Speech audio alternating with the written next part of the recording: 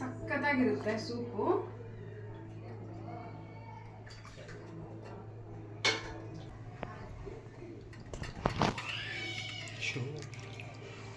ಬೇಕು ಖಾರ. TRP Indian ಕಿಚನ್ಗೆ ಸ್ವಾಗತ. ಇವತ್ತು ಗಂಟ್ಲು ಕಿರಿಕಿರಿನ ಬೇಗನೆ ಹೋಗೋ ಅಂತ ಸೂಪು ನಾನು ತುಂಬ ಸಿಂಪಲ್ ಆಗಿ ನಿಮ್ಗೆ ಹೇಳ್ಕೊಡ್ತೀನಿ. ಮನೆಯಲ್ಲಿ ನೀವು ವೆಜ್ ಸೂಪ್ನ ಮಾಡ್ಕೋಬೋದು, ತರಕಾರಿ ಸೂಪು. ಅದಕ್ಕೆ ನಾನೀಗ ನೋಡಿ ಒಂದು ಸ್ವಲ್ಪ ಬೀನ್ಸ್ನ ಕಟ್ ಮಾಡ್ಕೊತಿದ್ದೀನಿ. ಮಿಕ್ಸ್ ವೆಜಿಟೇಬಲ್ ಸೂಪ್ ಇದು. ಬೀನ್ಸು, ಕ್ಯಾರೆಟು, ಈರುಳ್ಳಿ ಹಾಗೆ ಕೋಸು ಇದಿಷ್ಟನ್ನು ಆದಷ್ಟು ಸಣ್ಣದಾಗಿ ಕಟ್ ಮಾಡ್ಕೊಳ್ಳಿ. ಕಟ್ ಮಾಡಿಕೊಂಡು ಗಂಟಲಲ್ಲಿ ಒಂಥರ ಕಿರಿಕಿರಿ ಇದ್ದರೆ ಖಾರ ಈ ಥರ ಸೂಪ್ ಮಾಡ್ಕೊಂಡು ಕುಡೀರಿ, ತುಂಬಾ ಚೆನ್ನಾಗಿರುತ್ತೆ. ಹಾಗೆ ತುಂಬ ಬೇಗ ಆಗೋಗುತ್ತೆ. ಇದು ಒಂದು ಸ್ವಲ್ಪ ಶುಂಠಿ ಹಾಕ್ತಾ ಇದ್ದೀನಿ, ಹಾಗಾಗಿ ಇದನ್ನು ನೀವು ಗಾರ್ಲಿಕ್ ಸೂಪ್ ಅಂತಲೇ ಹೇಳ್ಬೋದು. ಆ ಗಾರ್ಲಿಕ್, ಆ ಶುಂಠಿದು ಸ್ಮೆಲ್ಲು, ಫ್ಲೇವರು ಹಾಗೆ ಘಾಟು ಈ ಸೂಪಲ್ಲಿ ಸಕ್ಕತ್ತಾಗಿರುತ್ತೆ. ಹಾಗೆ ಈಗ 2 ಈರುಳ್ಳಿ ಕಟ್ ಮಾಡ್ಕೊಳ್ತಾ ಇದ್ದೀನಿ. ಇದು ನಾನೊಂದು 6-7 ಜನಕ್ಕೆ ಆಗೋಷ್ಟು ಮಾಡ್ತಾ ಇದ್ದೀನಿ. ನಿಮಗೆ ಎಷ್ಟು ಜನಕ್ಕೆ ಬೇಕೋ ಅಷ್ಟು ಜನಕ್ಕೆ ನೋಡಿ ಕಡಿಮೆ ಪದಾರ್ಥಗಳನ್ನ ಬಳಸ್ಕೊಂಡು ಮಾಡ್ಕೋಬೋದು. ಇನ್ನು ಕಮ್ಮಿ ಜನ ಇದ್ದರೆ 2-3 ಅಂದರೆ ನಿಮ್ಗೆ ಒಂದೇ ಈರುಳ್ಳಿ ಸಾಕು, ಒಂದು 4-5 ಬೀನ್ಸ್ ಸಾಕಾಗುತ್ತೆ. ತುಂಬ ಚೆನ್ನಾಗಿರುತ್ತೆ ಬಿಸಿ ಬಿಸಿ ಸೂಪು.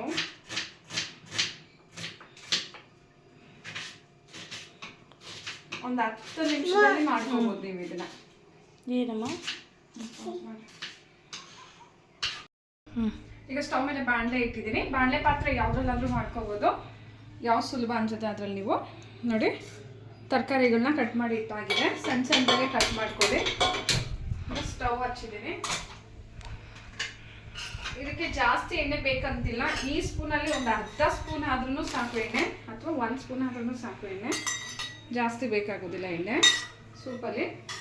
ಜಾಸ್ತಿ ಸೂಪಲ್ಲಿ ಎಣ್ಣೆ ಹಾಕಿದಷ್ಟು ಕರ್ಕರ ಅನ್ನುತ್ತೆ ಗಂಟ್ಲಿಗೆ, ಅಷ್ಟು ಎಣ್ಣೆ ಅಂಶ ಜಾಸ್ತಿ ಇದ್ರೆ ಚೆನ್ನಾಗಿರೋದಿಲ್ಲ. ಹಾಗಾಗಿ ಎಣ್ಣೆ ಕಡಿಮೆ ಹಾಕಿದ್ದೀನಿ. ಈಗ ನೋಡಿ, ಈರುಳ್ಳಿ ಖಾರಕ್ಕೆ ಒಂದು ಸ್ವಲ್ಪ ಮೆಣಸಿನ್ಕಾಯಿ ಹಾಕ್ತಾ ಇದ್ದೀನಿ, ಆಮೇಲೆ ಪೆಪ್ಪರ್ ಪೌಡ್ರ್ ಹಾಕ್ತೀನಿ. ಮೆಣಸಿನ್ಕಾಯಿನ ಸಣ್ಣದಾಗಿ ಕಟ್ ಮಾಡಬೇಡಿ, ಸುಮ್ಮನೆ ಈ ರೀತಿ ಕಟ್ ಹಾಕ್ಕೊಳ್ಳಿ. ಯಾಕಂದರೆ ಸೂಪಲ್ಲಿ ಸಿಗಬಾರ್ದು ನಮಗೆ ಮೆಣಸಿನ್ಕಾಯಿ. ಚೆನ್ನಾಗಿ ಬಾಯ್ಲ್ ಆದಮೇಲೆ ನಾವು ಸಪ್ರೇಟಾಗಿ ಮೆಣಸಿನ್ಕಾಯಿನ ಎತ್ತು ಹೊರಗಡೆ ಇಡ್ಬೋದು. ಹಾಗೆ ಕ್ಯಾರೆಟು, ಕ್ಯಾಬೇಜು, ಬೀನ್ಸು ಇದಷ್ಟು ನಾವು ಈಗ ಬಾಣಲೆಗೆ ಹಾಕೊಂಬಿಡೋಣ. ಪೂರ್ತಿ ಒಂದೇ ಸಮ ಹಾಕ್ತಾ ಇದ್ದೀನಿ ನೋಡಿ.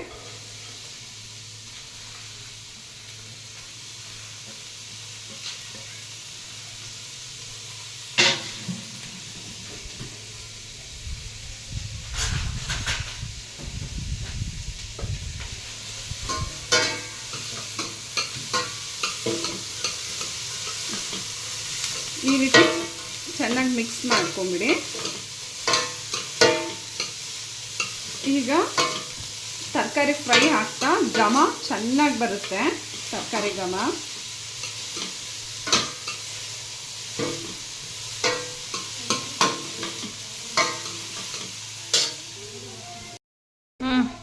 ಈಗ ನಾನು ನೀರು ಹಾಕ್ತಾ ಇದ್ದೀನಿ ನೋಡಿ. ಚೆನ್ನಾಗಿ ಹುರ್ಕೊಂಡು ಆಗಿದೆ ತರಕಾರಿ, ನೋಡ್ಬೋದು. ಫುಲ್ಲು ಬಾಣಲೆ ಡ್ರೈ ಆದಂಗೆ ಕಾಣಿಸುತ್ತೆ, ಯಾಕೆ ಎಣ್ಣೆ ಏನು ಇಲ್ವಲ್ಲ. ಹಾಗಾಗಿ ಈಗ ನೀರು ಹಾಕ್ಬಿಡೋಣ. ಸೂಪಿಗೆ ಎಷ್ಟು ಬೇಕೋ ಅಷ್ಟು ನೀರು ನೋಡಿ ಹಾಕ್ಕೊಡಿ.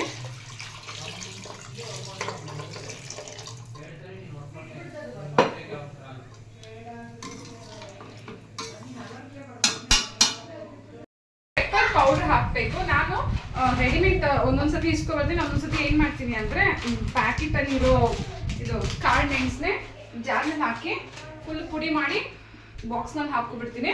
ತುಂಬ ಚೆನ್ನಾಗಿರುತ್ತೆ ಘಾಟು, ಮೆಣಸಿನ ಘಾಟು ನೋಡಿ.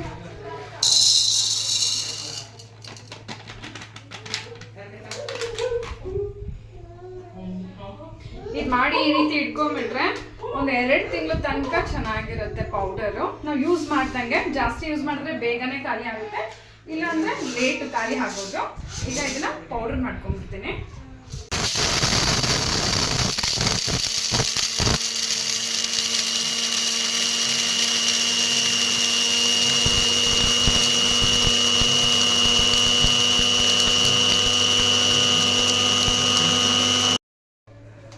ನೋಡ್ಬೋದು ಫುಲ್ಲು ಪೌಡರ್ ಆಗಿದೆ ನೋಡಿ, ಸಕ್ಕತ್ತಾಗಿದೆಯಲ್ಲ. ಈಗ ಉಪ್ಪು ಹಾಕೊಂಡ್ಬಿಡೋಣ. ಸೂಪಿಗೆ ಎಷ್ಟು ಬೇಕೋ ಅಷ್ಟು ಉಪ್ಪು ನೋಡಿ ಹಾಕೊಳ್ಳಿ ನೀವು.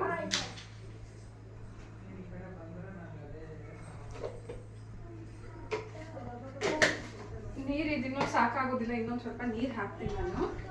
ತರಕಾರಿ ಬೇಯಕ್ಕೆ ನೀರು ಎಷ್ಟು ಬೇಕೋ ಅಷ್ಟು ಹಾಕಿ, ಆಮೇಲೆ ಇನ್ನೂ ಎಕ್ಸ್ಟ್ರಾ ಜಾಸ್ತಿ ನೀರು ಹಾಕೊಳ್ಳಿ ನೋಡಿ.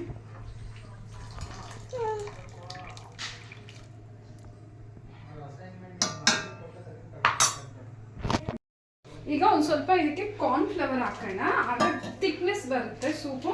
ಹಾಗೆ ನಾನು ಒಂದು ಸ್ವಲ್ಪ ಸೂಪ್ ಮಸಾಲಾನು ಹಾಕ್ತಾ ಇದ್ದೀನಿ. ಸೂಪ್ ಮಸಾಲ ಆಪ್ಷನಲ್ಲೂ ಬೇಕಿದ್ರೆ ಹಾಕೊಳ್ಳಿ, ಇಲ್ಲ ಅಂದರೆ ಸ್ಕಿಪ್ ಮಾಡ್ಕೋಬೋದು, ಹಾಗೆ ನೀವು ಮಾಡ್ಕೋಬೋದು. ಈ ಕಾರ್ನ್ಫ್ಲವರ್ ಒಳಗಡೆ ಸೂಪ್ ಮಸಾಲ ಹಾಕ್ತಾ ಇದ್ದೀನಿ, ಸೂಪ್ ಪೌಡರು.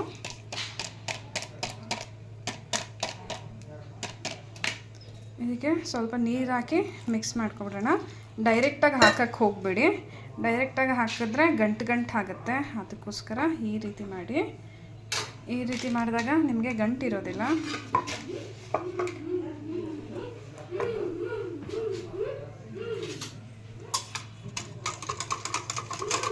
ಚೆನ್ನಾಗಿ ಮಿಕ್ಸ್ ಮಾಡ್ಕೊಂಡ್ರಿ ಈ ರೀತಿ.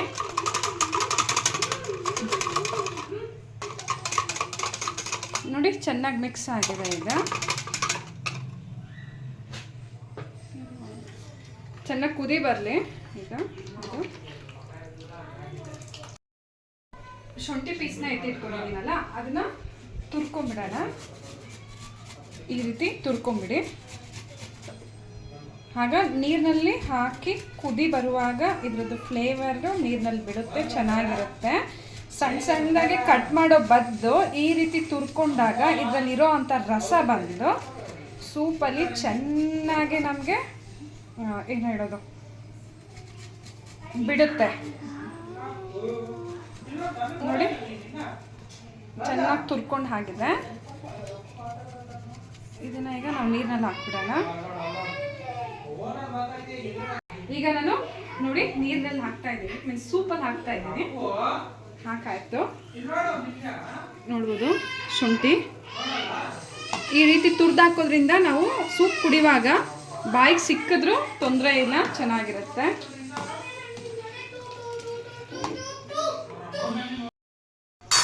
ಈಗ ಚೆನ್ನಾಗಿ ಕುದಿ ಬಂದಿದೆ, ತರಕಾರಿನೂ ಫುಲ್ಲು ಬಾಯ್ಲ್ ಆಗಿದೆ. ಈಗ ನಾವು ಮಿಕ್ಸ್ ಮಾಡಿ ಎತ್ತಿಟ್ಕೊಂಡಿದ್ವಲ್ಲ ಸೂಪ್ ಪೌಡರು ಮತ್ತು ಕಾರ್ನ್ಫ್ಲವರು, ಅದನ್ನು ಹಾಕ್ಬಿಡೋಣ. ಥಿಕ್ನೆಸ್ ಕೊಡುತ್ತೆ ಇದು ಸೂಪಿಗೆ. ಕಾರ್ನ್ಫ್ಲವರ್ ಒಂದು ಸ್ವಲ್ಪ ಹಾಕೋದ್ರಿಂದ ಹಾಕ್ಬಿಟ್ಟು ಚೆನ್ನಾಗಿ ಮಿಕ್ಸ್ ಮಾಡೋಣ ಈ ರೀತಿ. ಇದು ಇನ್ನೊಂದು 2 ಬಾಯ್ಲ್ ಆದರೆ ಸಾಕು ಚೆನ್ನಾಗಿ. ಈಗ ಇದೊಂದು ಪೂರ್ತಿ ಸ್ಪೂನ್ ಆಗೋಷ್ಟು ಪೆಪ್ಪರ್ ಪೌಡ್ರ್ ಹಾಕ್ತಾಯಿದ್ದೀನಿ. ಖಾರಕ್ಕೆ ನಿಮ್ಗೆ ಎಷ್ಟು ಬೇಕೋ ಅಷ್ಟು ನೋಡಿ ಹಾಕ್ಕೊಳ್ಳಿ. ನೀವು ಎಷ್ಟು ಹಾಕ್ತೀರೋ ಅಷ್ಟು ಘಾಟ್ ಚೆನ್ನಾಗಿರುತ್ತೆ. ಈಗ ಈ ರೀತಿ ಮಿಕ್ಸ್ ಮಾಡ್ಕೊಂಡ್ಬಿಡೋಣ. ಈಗ ಇನ್ನೊಂದು 2 ಬಾಯ್ಲ್ ಬಂದಿದ ತಕ್ಷಣ ನೀವು ಸ್ಟವ್ನ ಆಫ್ ಮಾಡ್ಕೋಬೋದು. ಸೂಪು ಸೂಪರಾಗಿ ರೆಡಿ ಆಗಿದೆ ನೋಡಿ. ಚೆನ್ನಾಗಿದೆಯಲ್ಲ, ತುಂಬ ಈಸಿಯಾಗಿ ಮಾಡ್ಕೋಬೋದಂತ ಅನಿಸ್ತಲ್ಲ. ನೀವು ಟ್ರೈ ಮಾಡಿ, ಹಾಗೆ ಹೇಗೆ ಬಂತಂತ ಹೇಳಿ ಕಮೆಂಟ್ ಮಾಡೋದನ್ನ ಮರಿಬೇಡಿ. ಇನ್ನು ಹೊಸ ಈಸಿ ರೆಸಿಪೀಸ್ಗಾಗಿ ಈಗಲೇ ಚಾನಲ್ನ ಸಬ್ಸ್ಕ್ರೈಬ್ ಮಾಡ್ಕೊಬಿಡಿ. ನಾನು ವಿಡಿಯೋ ಅಪ್ಲೋಡ್ ಮಾಡಿದ ತಕ್ಷಣ ನಿಮಗೆ ನೋಟಿಫಿಕೇಶನ್ಸ್ ಬರುತ್ತೆ, ಮೊದಲಿಗೆ ನೀವು ವಿಡಿಯೋಸ್ನ ನೋಡ್ಕೋಬೋದು. ಹಾಗೆ ಯಾವಾಗಲೂ ನಾನು ಹೇಳೋ ಥರ ನಾನು ಅಪ್ಲೋಡ್ ಮಾಡಿದ್ದೀನಿ ಈ ಸೂಪ್ ರೆಸಿಪಿನ, ಆದರೆ ಇವತ್ತು ಗಾರ್ಲಿಕ್ ಹಾಕಿ ಶುಂಠಿ ಹಾಕಿ ಮಾಡಿರೋದು. ಹಾಗೆ ಇದಕ್ಕೆ ಈ ಮಿಕ್ಸ್ಚರು ನೋಡಿ, ಕಾರ್ನ್ ಮಿಕ್ಸ್ಚರ್ ಇದೆಯಲ್ಲ, ತುಂಬ ಒಳ್ಳೆ ಕಾಂಬಿನೇಷನು. ಸೂಪೆಲ್ಲ ಹಾಕಿ ತಿಂದರೆ ಸಕ್ಕತ್ತಾಗಿರುತ್ತೆ ನೋಡಿ. 1-2 ಕುದಿ ಬಂದಮೇಲೆ ಸ್ಟವ್ನ ಆಫ್ ಮಾಡ್ಕೊಬಿಡಿ.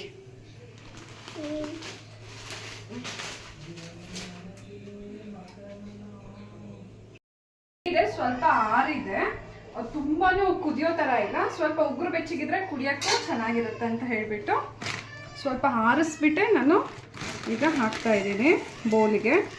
ಮಿಕ್ಸರ್ನ ಹಾಕೊಬಿಡೋಣ.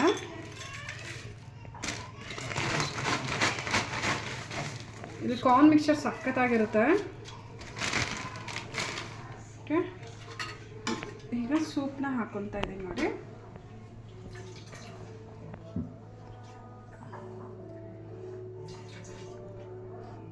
ಸಖತ್ತಾಗಿರುತ್ತೆ ಸೂಪು.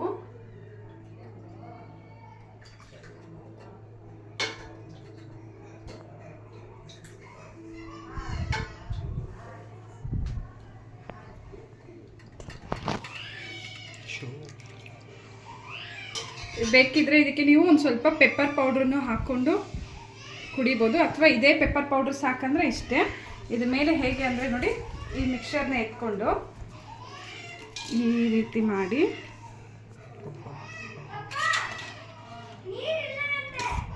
ಹೀಗೆ ಕುಡಿಬೇಕು. ಅದಾದ